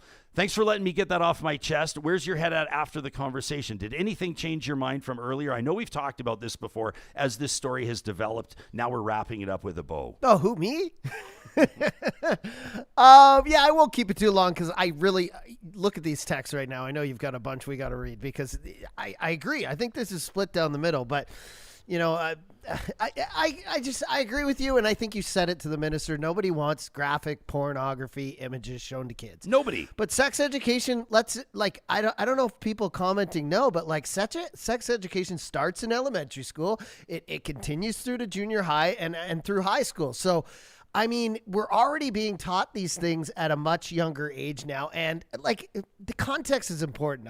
I'm glad Laura brought this up. Like, if you look some of these images and then read the pages before and after, it's not like people jumping right into sex. They're explaining through storytelling people's development sexually. And yes, there are some images where I'm like, yeah, I would not want someone in kindergarten looking at that directly, just show them this photo. But there is context to all this stuff. Another thing I'll say is, people are saying, who are librarians trained for? Librarians go to university. They get degrees. They're educators, okay? So they don't just go apply for jobs and whatever. And thirdly, I'll just say that I feel like I'm yelling. I go back and watch the show, and I feel like I'm yelling. We're very passionate. I'm very passionate, and there's so much on the show, so I jump in and I get my few points. But I will just say that we need education of all types, whether it's in the curriculum, whether it's award-winning novels, whether they be graphic or not, in education systems, in libraries, under parental supervision, so that we can further development of kids that is healthy and further better conversations at home. And I'll just say that everything going on, and I'm not trying to tie it in or make a rant about Hockey Canada, but that is what happens when you don't have healthy sexual development with your kids, when you don't talk to them, when they watch pornography and assume that everything is a fantasy and a photo shoot and everything is internet-based and about sex and about being selfish and about just getting off. That's not what relationships are about. That's not what being sexually healthy is about. And that's when we get situations like the one that we know that doesn't happen sporadically. That's not an outlier. This is happening in colleges, in high schools, in universities across North America. People are being involved in situations that are irresponsible, where people are getting hurt, where people are being harmed. And it all begins with stuff like this. So I would just say that like most of this stuff, go look at, we can link to the documents the government put out, and then go look at the books and read the 2 pages before and 2 pages after. And it's not as bad as you think it is. And the last thing I'll say is that it's not lost on me or surprising that all these books are from the queer community. Yeah, and we have discussed that specific angle with the minister before. I think this is like the 4th interview we've done on this, and we did it at the different stages, right? When the government announced they were going to do this, when they launched, they announced they were going to do it. Then the Library Association of Alberta pushed back. Then the survey results were in, and now the policy is being implemented. So there you have it. Bing, bang, boom. That's what we do on Real Talk. Real Talk, we're going to put stuff in front of you as it's happening. We're going to dig into why it's significant or why it matters to you, and then we'll make sure that you're well informed on it as best we can to have reputable information in front of you. Greg says, what, you can't achieve teaching about consent without being extremely graphic? I've never seen our live chat move this fast, by the way. Kenzie was saying, yeah, if you can't read it or show it on YouTube or in school boardrooms or any other public forum, it shouldn't be in schools. Again, we're happy to show you whatever. Tommy Temper says, if kids see it, then they will try it. Dude, young boys, young cavemen were jacking off in caves way before the internet existed. There's an image we need to show. Some of you pushing back on Laura, you were saying you didn't like how she was interacting with the minister. Others of you believe that the minister is burying his head in the sand, so there's not consensus in our live chat, which I love. I love this audience. I love that not everybody is going to agree on everything. Marie says we got to be talking more about consent. You have to ask women about the issue of consent. Ms. B says the government's claiming these books are in all schools. They're not. They're in high school libraries, and they are age appropriate in high schools.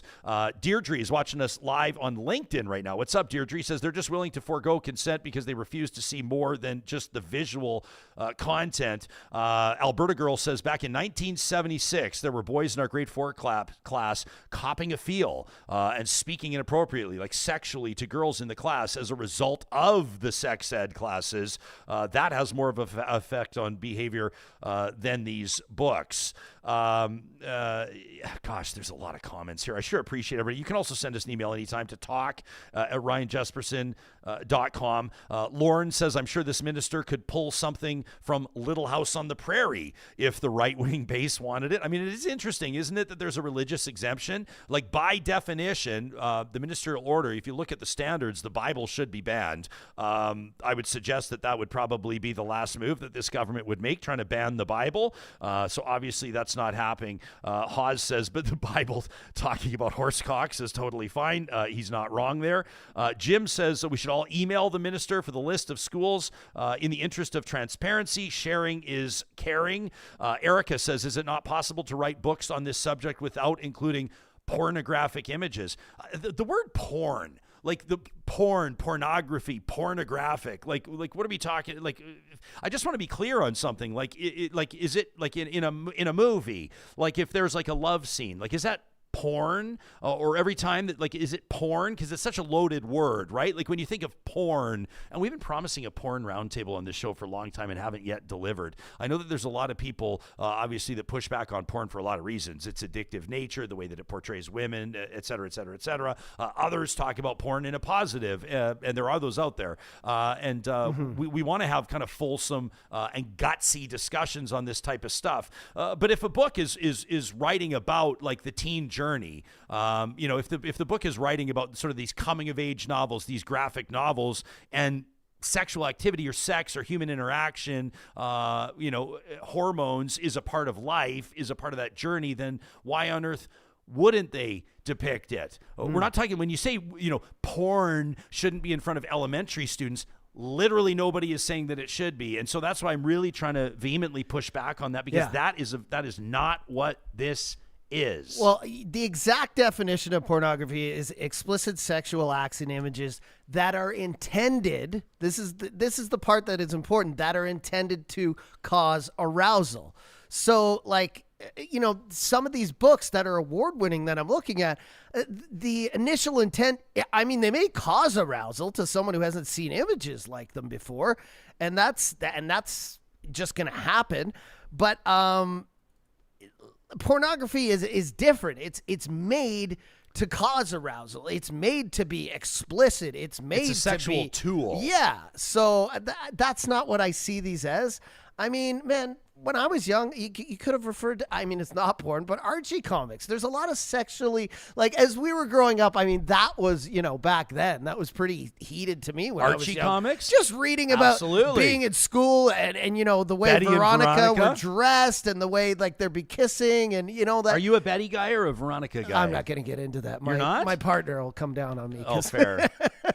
She'll be like, why do you like Betty if she's blonde? No, but you know what I mean? Like, times have just changed, and I think these books kind of display that, and that's all it is. But I don't consider them porn. I consider porn when you log on. It's not porn. It's a know what I graphic mean? novel. It's a graphic novel in so many ways as movies that depict sex are not porn. Like, there's a difference, right? There's a difference between, I'm trying to think of, like, what's one that would have a, you know, Eyes Wide Shut, maybe is that Tom Cruise, Nicole Kidman, I think, back in the day? Eyes Wide Shut. Like there's a lot of sex in that movie. It's not porn. Indecent Proposal. Indecent, yeah, but it's not porn, right? yeah. Debbie Does Dallas, that is porn, and there's a big difference there. So let's be clear. Glenna in our live chat, powered by Park Power, says minister's confident he knows best what's appropriate for children to read regardless of reality. Elementary school age children are targeted in their homes, oftentimes in churches, at recreational activities.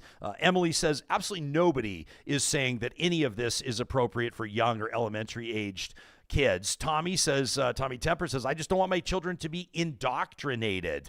Tracy D says, this is a really slippery slope. Like, you know, you ban these books today and then what tomorrow? Justin says, I'm a parent, I'm an Albertan, and this is ridiculous. Government has no place in this discussion. Vamp Fashions, I just lost the comment. Vamp, if I find it, I'll read it. David T. David, I appreciate when people tell me how to do. I should show up to David T's job and tell him how to do what he does. But he says, no, he says again, no questions on per-student funding in education, the looming teacher strike, etc. That's not what this interview's about, dude. Issue. He says, we're all following the UCP's disgusting diversion tactic rather than talking about education funding. We've talked a lot about education funding. We've talked a lot about the looming teacher strike. And if and when teachers strike this fall, you better believe, obviously, we'll have that front and center. 80s Fanify says, pretty authoritarian move for a libertarian government. Seventh Pilot says, oh yeah, you're going to keep Laura to fight without challenge what a typical real talk move.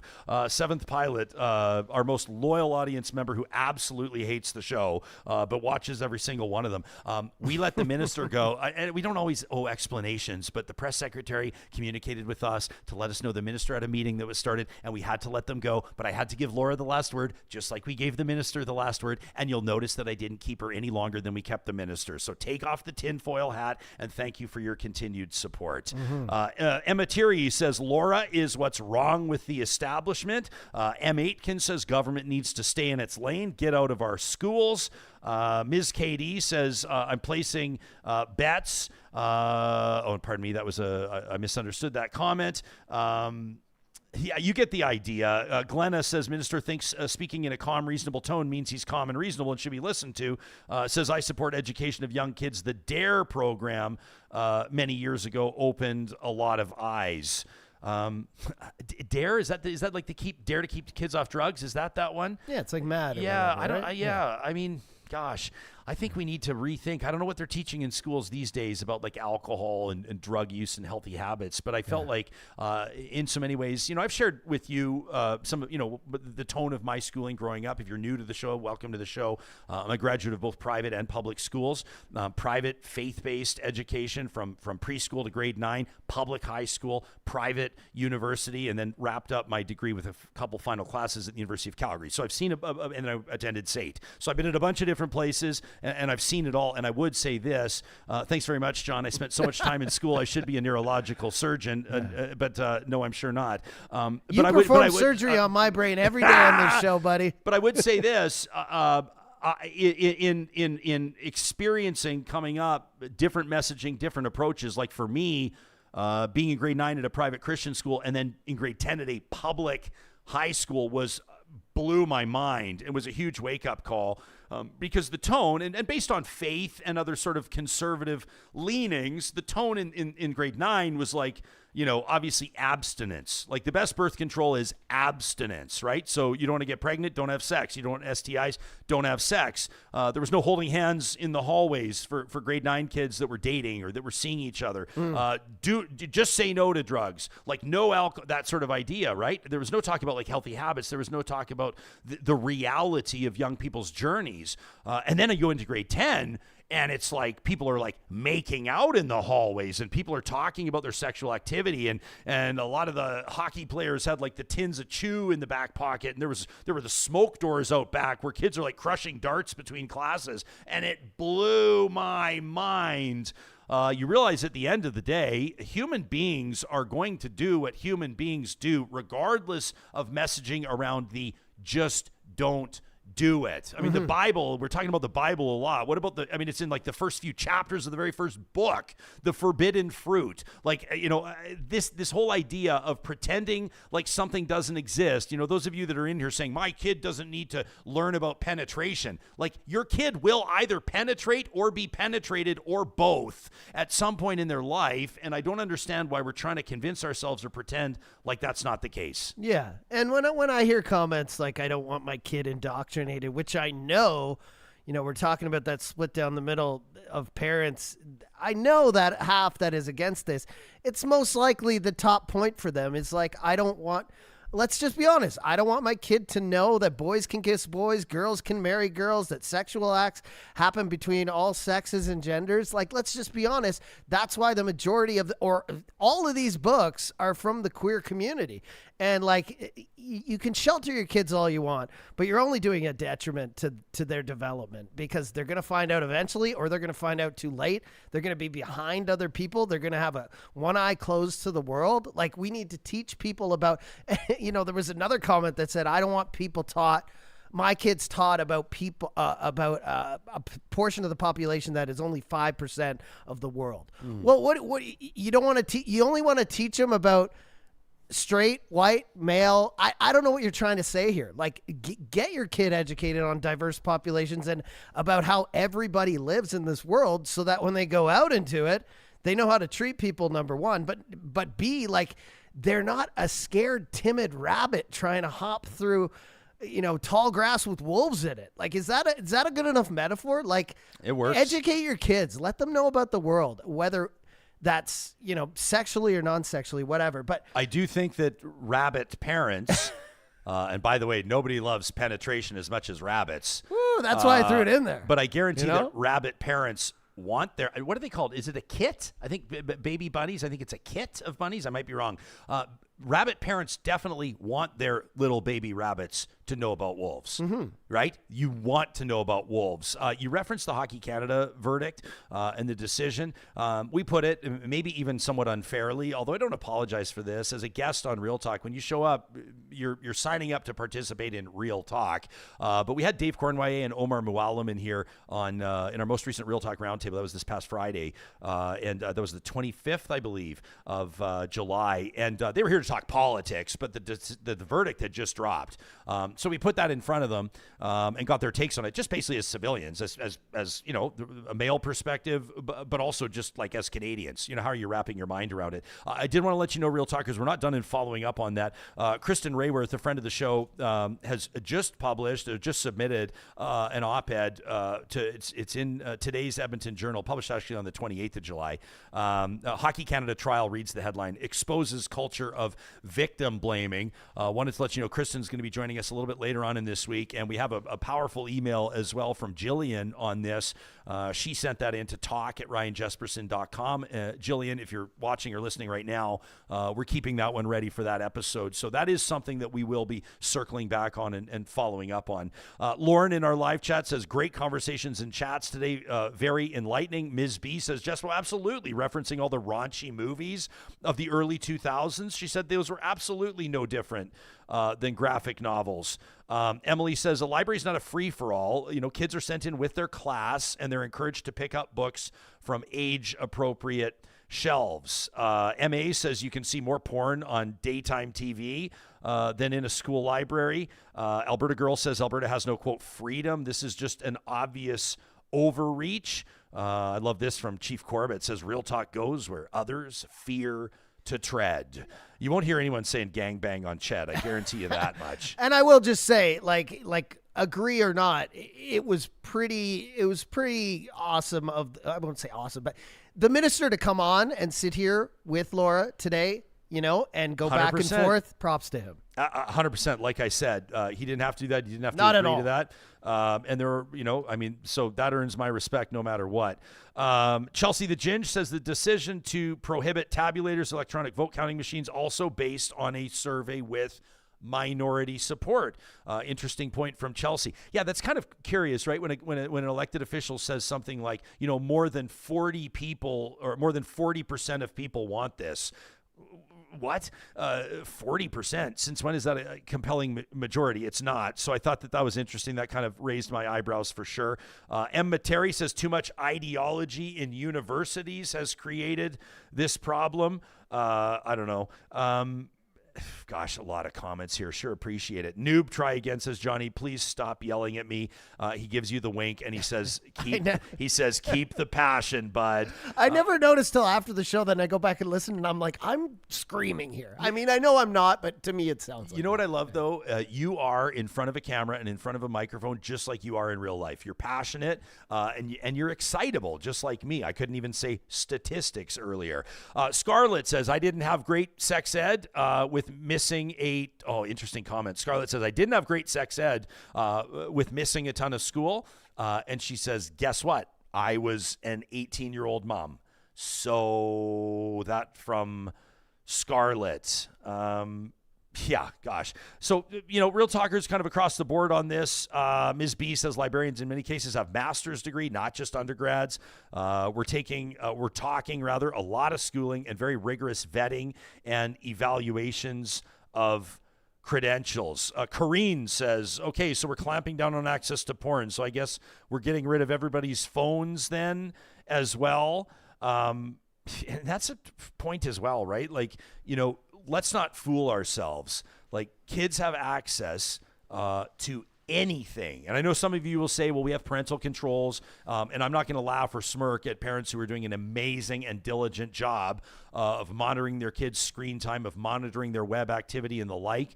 You know, at a family dinner, just last night, we were talking to our little guy, loves playing Minecraft, and we had a lot of questions and wanted to see, even with something like that, on the potential for other people to interact with them online. There should be red flags around that. It's not all nefarious, but sometimes it is. Mm-hmm. And if you miss the warning signs as adults, or if you've not properly put it on your kid's radar, then obviously it can be disastrous results, right? I will just say, don't all in Canada, to be a school librarian, don't you have to have a master's degree? I'm not sure. It's called an MLS, I'm pretty sure. Is that right? Yeah, a Master of Library Sciences. I'm pretty sure, like in all libraries it's not required, but definitely in a school you have to have a master's, I think. Huh. Interesting. So pretty sure. I'm not an educator, but I think so. I'm just Googling it as we speak. But now people are going to take shots. A master's degree in library and information science, as you mentioned, known as the MLIS, is generally required to work as a librarian in Canada. Mm-hmm. While there may be some exceptions, particularly in smaller or rural libraries, the MLIS is the standard credential for most librarian positions, especially in larger institutions. Yeah, interesting. They say that there could be some flexibility without the master's degree for specific roles like library technicians or assistants, where a bachelor's degree or even a diploma in library and information technology may suffice, but a master's degree typically expected for professional roles. So that's 2 years full-time, maybe 6 years part-time. That's a lot of education. That's not just, walking into some, like people are trying to make it out like some liberal arts classes. Like these people chose to dedicate their lives to this. So I don't see why we're just sweeping that under the rug like it doesn't mean anything, Yeah. I see a comment here. I'm showing again on my screen a selection. And again, I mean, depending on your perspective, if you're on the side of what the government's doing, you're going to say, look at these selection, look at these books. And if you're pushing back on it, you're going to say, well, they're cherry picking like 2 or 3 pages out of 500 pages. You're all smart enough to sort of understand how that works. But I'm showing a couple of pages out of Gender Queer. This is an award-winning graphic novel by Maya Kobabe. This is one of the 4 books that was flagged by the government. And it shows someone going down on someone else. And Erica says in the comments, I wanted to be fair and read it. She says, when the picture is a close-up, it's not like it's technically as a filmmaker, it's a medium shot, but she says when the picture is a close-up of a penis going into a mouth, that's not a love scene from a movie, that's porn. What? I disagree. What about it? But hang on a second. Like, are we all puritanical Quakers? Like, are we all who cares? Like, who cares? Are we pretending like people don't blow each other? Are we pretending like people don't express themselves orally? Are we pretending people don't like to get each other off? Like, what are we pretending here? Are we pretending like, young people aren't exploring each other's bodies and going down on each other? Like, are we pretending that this isn't happening? I don't understand this. Someone's going to say, well, that shouldn't be in front of a kindergarten kid. Again, back to chapter 1. Nobody thinks that it should be. I would love someone right now who's chatting or commenting like that. Just think back to the first time you saw a sexual act when you were a kid, even if it was 40, 50, 60 years ago. Maybe a friend showed you a book or a Playboy or a sexual act, on a videotape or whatever it was. Well, let me tell you, nowadays it's far more advanced. These kids, I would rather them see a graphic award-winning novel with context before and after about the scenes and why they're being engaged and a journey that's happening and learning and education than click on Pornhub or see something on an iPad that doesn't have a parent restriction or be shown something at a friend's house in a basement where they could get into a situation that is not what you want your kid to get into. 100%. Jay is absolutely correct. Says Archie was a total horn dog. How did Archie get away with that? How did he was basically like playing 2 girls. I will say right now, I used to love Archie comics. Obsessed with it. Hated the real version of the show. My partner loved it. But I could honestly go back and see a lot of situations in Archie comics that were very questionable today. That were like, I don't know about this. How about this from Noob? $10 in the super chat. Noob, you're a beauty. Thank you. Says, talking about the library, he says, consider this my late fee. I like what he did there. He says, if you wait till your kids are teenagers to talk about any of this, you're too late. He says, you can't hide information from kids. What do you want them to find? Good information or information from their friends? And I think that that's important. Tony says, I'm a recovering Catholic, went to Roman Catholic schools and had a rude awakening when I was out in the real world. Religion can keep you in a bubble and set you up for a shocker. Jonathan says, I'm more than pleased to hear that 99% of people would agree this content should not be shown to children.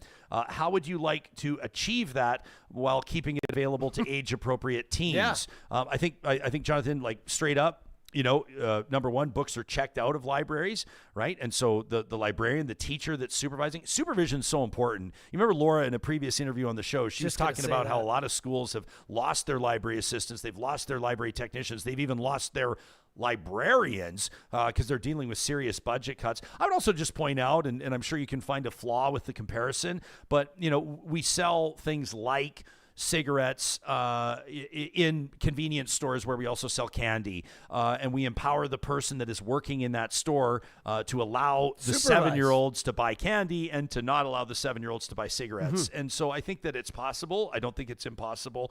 JJ says the concern for me is when the minister said the survey they used as one of the basis for this decision was not considered statistical or something along those lines. Says the public should be able to see it.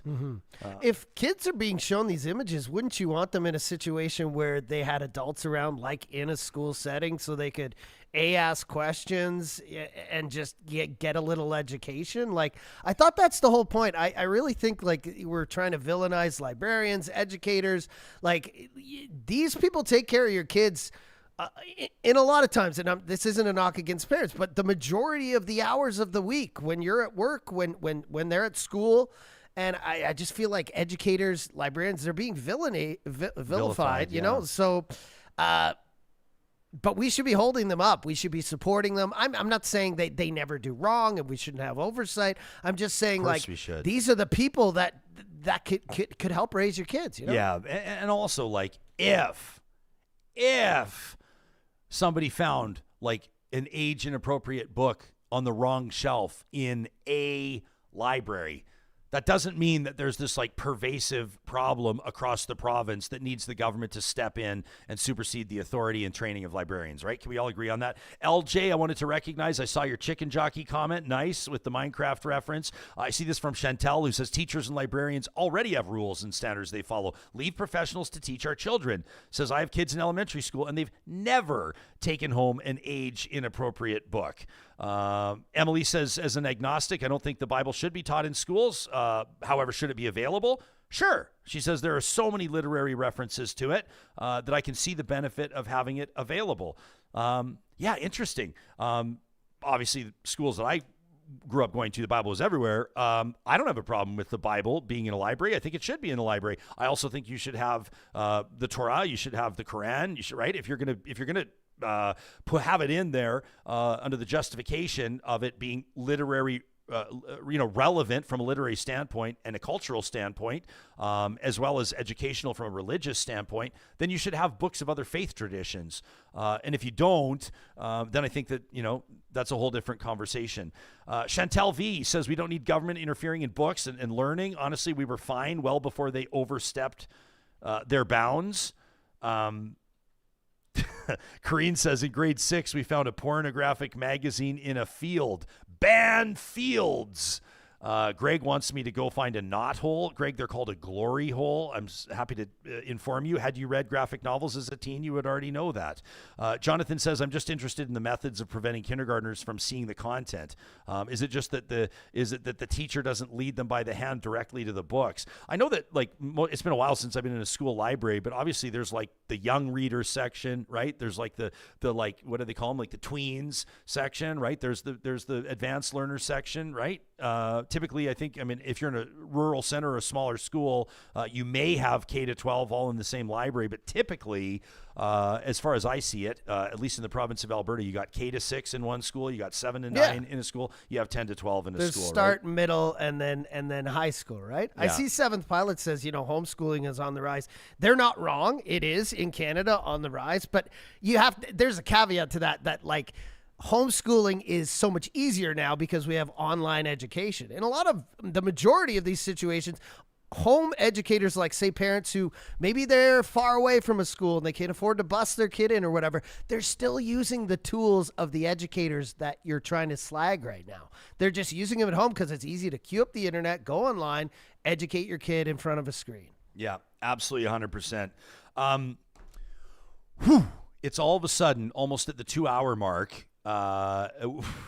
This is what happens on shows like this. We've both got tickets on our cars outside. We both got tickets on our cars outside, and well worth it. I wouldn't change a thing. This is exactly what we hope to do, Real Talkers, with Eva Chipiuk out of the gates, talking about being debanked by organizing and welcoming the minister and past president, Library Association of Alberta, for a healthy and rigorous conversation on an issue that either matters or doesn't matter to you, but definitely will have an impact on the young learners in the province of Alberta, on libraries, and probably something that we haven't even really touched on. What about on Alberta's reputation, right? Does this further the idea that there's ideological interference in Alberta's institutions? It's not a good look for this province. But again, this is how democracy works, right? If you don't like what you're seeing, write your MLA.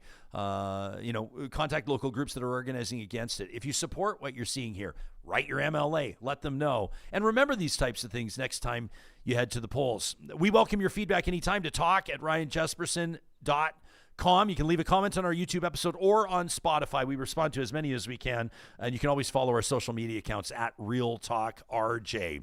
As we wrap this episode, I want to let you know a bit of a change of pace on our next one coming up. That'll be the 30th of July.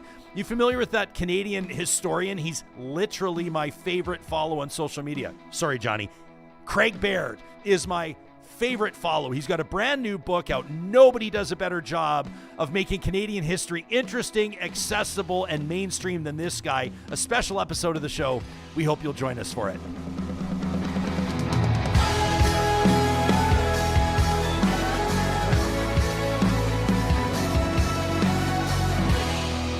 Real Talk is hosted by Ryan Jespersen, executive producer Josh Dunford, technical producer John Hicks, General Manager Katie Cook-Chivers, Account Coordinator Lawrence Derlego, Human Resources Lena Shepard, Website Design Mike Johnston, Voiceover by me, Carrie Skelton.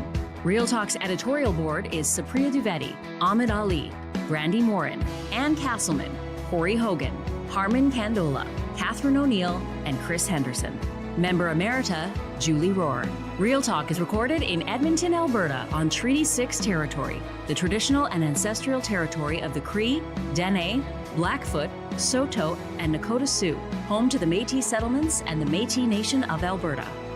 Real Talk is a relay project. For more, check out RyanJespersen.com.